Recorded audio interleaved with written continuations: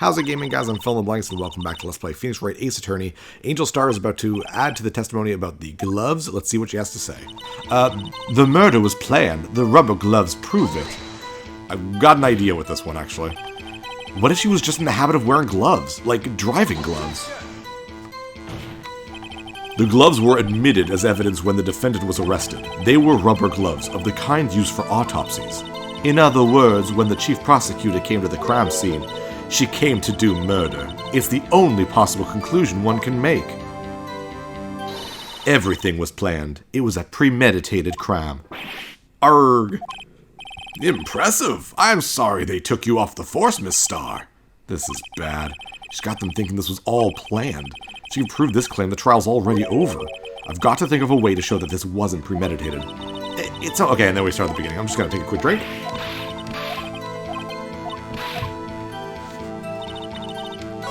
Alright, so, now that we have this statement, clearly I need to do something. I need to prove it wasn't planned. The only thing I can think of is that it wasn't planned is either the stub. No, because that'd be about stuffing him in the thing. But it's the knife. Because the knife was found in Edgeworth's toolbox, which means she didn't have her own knife. She just assumed she'd find one or something. That's the only thing I can kind of think of with this. Ah, looks like I was right. So that's good. Witness, do you know what this is? Are you trying to test me? I sell box lunches for a living, you know. That's a knife. The knife. The knife that was in Mr. Edgeworth's trunk. Indeed, it is my knife. Grumble, grumble. What was this case? A bloody murder weapon. The defendant is the chief prosecutor of the district. I forget that they go by them. Mommy, are prosecutors bad people? I forget that the crowd murmur always is by itself, so I shouldn't press A. The defense is a request. We ask that the witness provide an accurate testimony. What's that, rookie? In your testimony, you stated that Lana Skye planned this murder, and that's why she was wearing those special gloves. Seems like a natural conclusion to me. Off to jail she goes. The gloves do indicate planning. However, why would she not also prepare the most important thing, the murder weapon? Oh, I love when there's not a lot of animation in Phoenix Wright games, but I love there's so many good stills of, like, you know exactly what they're thinking. Love it. I was right. This knife just happened to be in the trunk of that car. Ladies and gentlemen, if you're going to plan a murder, you don't forget the weapon. Oh, word! Oh, she dropped her lunches. I really could go for a lunch. I did eat before this, though, so. Order! Order! Order! Great. Now the tide is turning in our favor. Great show, Mr. Wright. My sister's as good as free. Yeah, no. Right. I believe the next lunch you'll be eating is humble pie. Ha ha ha! Oh, Edgeworth. What? I hope you weren't deluding yourself into thinking that the tide has turned. Not over such a trifling detail. But this shoots a hole in the whole premeditated theory. Okay, but she still stabbed him. Bah. The prosecution could care less if it was premeditated or not. The only one who seems to care is that lunch lady over there. The defendant, Lana Skye, murdered a detective with a knife. In the conservatory, with Colonel Mustard. That is the only thing the prosecution need prove. Nothing else. Very good, Mr. Prosecutor. I suppose you think you're clever now. But you know as well as I do that she planned on killing him. It was planned. If it wasn't, why would she have been wearing... Gavel. I believe I'd like to hear your testimony again. Witness, please tell us only what you saw, not what you thought. How dare you! My powers of deduction are not to be underestimated. Really now. I don't know, does the southern accent work for you guys? I'm liking it, but like, I don't know what these characters sound like, and I have to make them sound somewhat unique. Lana Skye intended to murder Detective Goodman. That's why she called the victim all the way to the prosecutor's office. I'm sure the chief prosecutor had a grudge against the victim. Nothing else could drive that human machine to plunge the knife in again and again. Got it. That one's an easy one. The victim was summoned from the police department to the prosecutor's office. It does sound a lot like premeditation, doesn't it? So if I ordered a pizza, does that mean I'm planning to kill the delivery boy? Yes, by the way. In any case, the defense may now cross-examine the witness. Yeah, I'm not even going to bother to press, because I know this one's obvious. Nothing else could drive that human machine to plunge the knife in again and again. And we know, because of the autopsy report, one knife wound. Bam! You say she stabbed him again and again. But you couldn't have witnessed that. Are you testing me? Then I'll test you. What do we got today? I wonder how many lunch boxes there are. I wish it was an achievement for, like, you saw every lunchbox. With my moss surprise, gross. I'm afraid the moss is growing under our feet as we wait, Ms. Starr. Ooh, evil. What do you mean? I shouldn't have to explain this, but take a look. Are you taking credit for my objection, Edgeworth? The autopsy report states that death was due to a loss of blood from one stab wound. Aha! You're right! Good show, Mr. Edgeworth. Is he British? Should you have a British accent? I'm so bad at British accents. I'm so worried when I finally... there are British characters in this series, so I'm worried about that. There's also a Canadian character that I can't wait to do. What a hunk! He's my hero, really. What about my objection? No one noticed? Well, witness? Ooh. That's a cool one. I like that. You get the crime scene set, right? Is that like ketchup on rice? I like French dressing on rice and Catalina dressing on rice. I don't know why.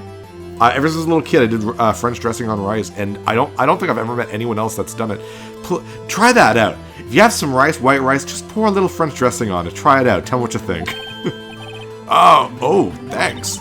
I always believed that no one could ever mistake ketchup for blood. So was ketchup. Ketchup and rice doesn't sound great, but whatever. But now I realize that such mistakes are possible.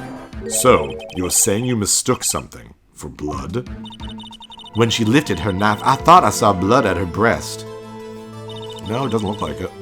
I'm staring at that breast quite a lot, and I don't see any blood. Splattered blood from her victim. That's why I thought she must have stabbed him at least twice. Then tell us what you saw that you thought was blood. Testify. Her red muffler looked like blood to me. That's how ghastly the whole scene was. Okay. Her red muffler?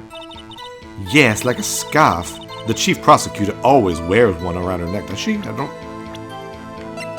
Oh yeah, she totally does. So she can be easily hanged at a moment's notice, I suppose. Damn! She's right. She should be hanged. Yeah, she always has it. This guy was wearing a red scarf, wasn't she? But wait, isn't it odd that you mistook that for splattered blood? Well, people often mistaken my beard for a bib. Oh my god. A judge with a bib. That's why this place feels so much like kindergarten sometimes. Actually, she's not even wearing it there.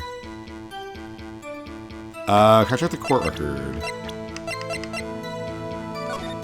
She's not wearing it. Oh! I do think I saw some traces of blood on her chest. However, the autopsy report is clear on this matter. There was only one knife wound. Apparently, Miss Starr isn't entirely sure of her own testimony. Mr. Wright, this is our chance. That's the thing about testimony in, like, real life. It's like, the human memory is a terrible thing. I don't have a good memory. And if I had to testify in court, I don't know. I'd be so worried I'd be, like, led by the defense or prosecution. I don't know what I'd do. I think I'd be awful at it. I don't think I'd be trustworthy. And not that I wouldn't mean to be. I don't know if I'd be able to recall things properly. It scares me to think of myself in that situation. Chance for what, I wonder? Miss Starr has turned out to be as short-tempered as she looked when we met her. Challenging her abilities as a detective really set her off. The short wick burns out fastest. It's a scientific fact. I wonder, wouldn't it depend on the size of the candle? I mean, add more wax and even a really short wick will burn longer. Obviously, more scientific testing is required. Oh, Emma, you're not actually that smart. Alright, so the red muffler... Oh, yeah. Okay, so let's show that picture, because she's not wearing it in there. It's the first one that really got me, that really messed me up, but so far we're doing good. Ah, damn, that one by itself, sorry. Stop stealing my objections, Edgeworth. The witness is clearly not suited for detective work. Edgeworth really has it out for Angel. Like, it's so weird to see him so aggressive against his own witness. What? The suspect was not wearing a scarf or muffler of any kind when she stabbed the victim. And you've proved it yourself with this photograph. Huh? But that can't be. Only a professional lunch lady could be so utterly clueless. Damn, Edgeworth. That's professional lunch lady-ist. Whoops. Sorry, putting my can of stuff down and hit the spoon I randomly have on the table here. Congratulations. Perhaps you finally found your true calling in life. Harsh words, but good. Come on, man. You're being so mean to Angel. She's giving you so many lunches. In the end, Mr. Edgeworth prevails. What was my objection? Chopped liver? But I was there. A scarf. No, not that, but something red. Really? Well now, where were we? The witness has given us an entertaining interlude, but back to business. What? Very well, witness. Continue your testimony. You saw the crime and apprehended the suspect. Tell us about that. Oof. Very well. I do remember some things accurately, at least. Ultimately, we couldn't shake the most important part of her testimony. The stabbing, and the murder, and the death, and the killing. The most important part? The part where your sister stabs the victim. This next testimony might just be the moment of truth. Yes, because the final case is going to end this quickly. Apprehending the suspect. After the murder, the suspect attempted to run behind a partition off to her side. I quickly caught her by teleporting through the fence, I guess, explained her rights to her, and arrested her on the spot. Yeah, how would you have gotten to her that quickly? I mean, you'd think she'd run. Yes, when I arrested her, she mentioned the muffler. That's what had me confused in my earlier testimony. That's what people do. You caught me murdering people. Did you see my muffler? Isn't it nice? The chief prosecutor made to escape, but against Angel Star, resistance is futile. You are quite determined about the scarf, aren't you? I strike like a snake and bite like a cobra. That's me, Angel Star. That wasn't a very good metaphor. First of all, a cobra is a kind of snake. Don't bother me with details unless you want to get bitten. No thanks. Note to self, Mr. Wright is weak against poisonous snake bites. Well, obviously, everyone knows that poisonous snake bite type is very strong against human type. Everyone's played Pokemon. The chief prosecutor tried to resist, but her efforts were in vain. She knocked my hand aside, kicked over an oil drum. An oil drum? Hard to imagine. Oh, she's beautiful, but deadly. A predator, this one. A leopard woman. Rawr. I do like Angel Star. She's got a fun personality. Very well, Mr. Wright. Your cross-examination, if you will. I will. It's press, I guess. After the murder, the suspect attempted to run behind a partition off to the side. So where is this partition on the floor plans? I'm sure she means this wall next to the car. Oh, that's right. There was a wall there, about 6 feet high. Oh yeah, it's not like all the way to the top, I just noticed that. She was obviously trying to hide herself. Quite a natural thing for a criminal to do. And what did you do then? I quickly caught her, explained her rights to her, and arrested her on the spot. You say quickly. Were you close to the suspect? As I just said, I was only 30 feet away from her the whole time. Yeah, but no, that doesn't make sense. Maybe I should press her for more details. Oh yeah, press her. I'd like to see this on the floor plans just to be safe. The Lunchland car was... She was a visitor, thus she was parked in B block. So you witnessed the murder from here? That would make it about 30 feet from the car, yes. Is no one seeing this? You're all so dumb. Is this correct, Miss Star? Yes, that's right. She's understanding now. Oh. But there was a chain link fence in front of you. I went over it, of course. Amazing. The cough-up queen, lunch lady athlete indeed. It would have taken her a little time to climb over the fence, so she couldn't have gotten to my sister that fast. Does it go to the top? Oh, it doesn't. Okay. I guess you could, like, jump on the... I don't know. Yeah, that fence was about 9 feet high, too. So how did... Really, 9 feet? Yeah, okay. So how did Miss Sky not get away? When I arrested her, she mentioned the muffler. Oh, that felt like it went a lot, but nothing really happened with that. She mentioned the muffler? What exactly did she say? If I remember correctly, I would have told you in my testimony. Cheeky. Anyway, all I heard her was say the word muffler. Just that one word? So, what you heard wasn't the suspect talking to you, but to someone else. The thing is, if I heard someone saying muffler, I didn't even know a scarf was really called a muffler. I thought I would think of a muffler of a car. So, that's just me. Yes, the chief prosecutor was talking on her phone. Her phone? She can't mean. Yeah, I guess we'd ask further. By phone, do you mean this cell phone discovered at the crime scene? Yes, ultimately. Ultimately? My memory. It's like a salmon heading upstream, you see. No, the court doesn't see, Miss Starr. The chief prosecutor first attempted to use the phone hanging on the wall. On the wall? That's right. Near the car, there was an emergency phone on the wall, which makes sense why she would go behind the wall, so. Apparently, it was out of order. And so she used her cell phone. Indeed, the emergency phone was out of order that day. Good witnessing, witness. Good witnessing? Whatever happened to good testifying? You should, of course, add this to your testimony. Ah, good, we did something right. The things I do to please this rookie defense attorney. The word muffler was overheard during a call made to Emma at 518. Okay. I saw it all, how she tried the phone on the wall but had to use her cell instead. Do you think you could restate your testimony for the court? Aha! I was going to ask the same thing. I'll only say this one time, so listen close, rookies.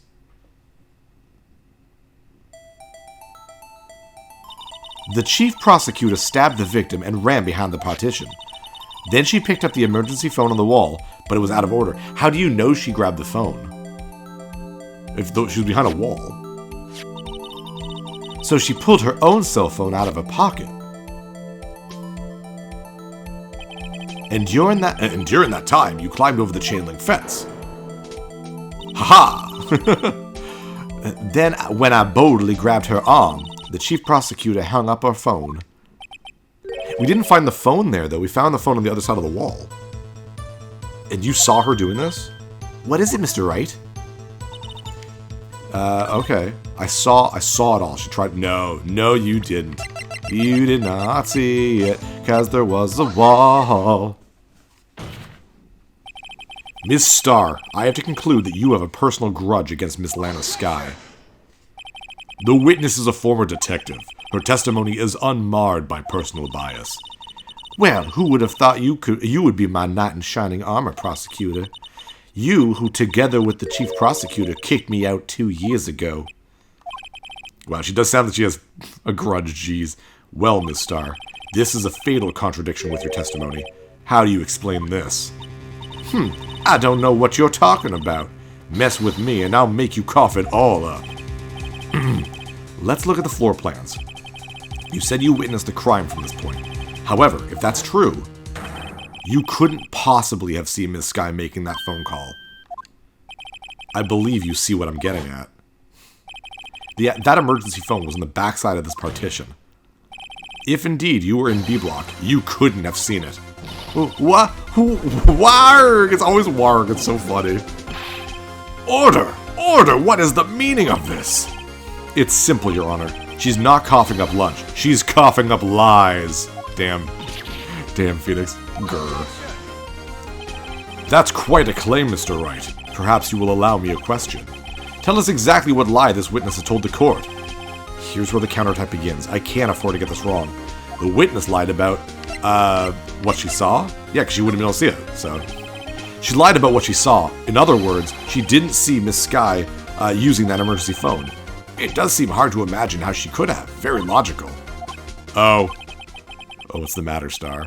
Cat got your lunchbox? Mr. Wright, I hate to bother you while you're celebrating your victory. I got it wrong. But why would Miss Star lie like that? Huh? Why would she say that my sister had tried to use the phone but failed? It doesn't make any sense. Why lie about something so insignificant? Oh, dang, she's right. I don't know. I mean, maybe she really did see her try to use the emergency phone. I see no room for doubt here. Ooh, yum. You ordered the patooey on rice, right? Mr. Wright, and I thought you had something there. Shit, okay, whoops. One more try. I see it in your eyes. You haven't learned your lesson, have you?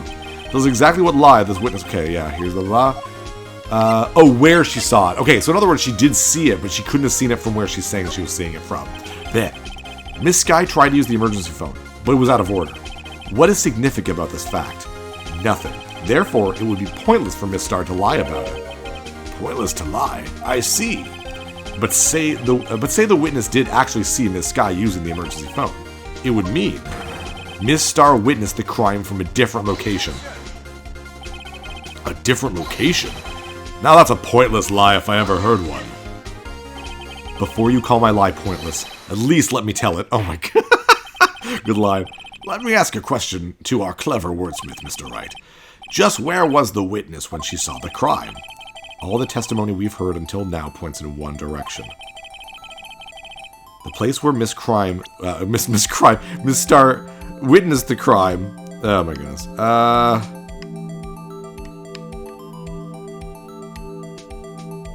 It would be over here somewhere.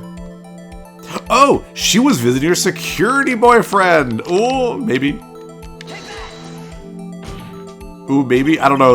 Okay, well, just because the life thing goes away doesn't mean it's a right one. This is the only place where she could have been. The security guard room. Oh, good. The fact that they're actually saying it instead of something generic as, no, that doesn't make sense, means that I probably got it right. Indeed, the security room in the underground parking lot is well positioned. It's built on the second floor, so you can see the entire lot.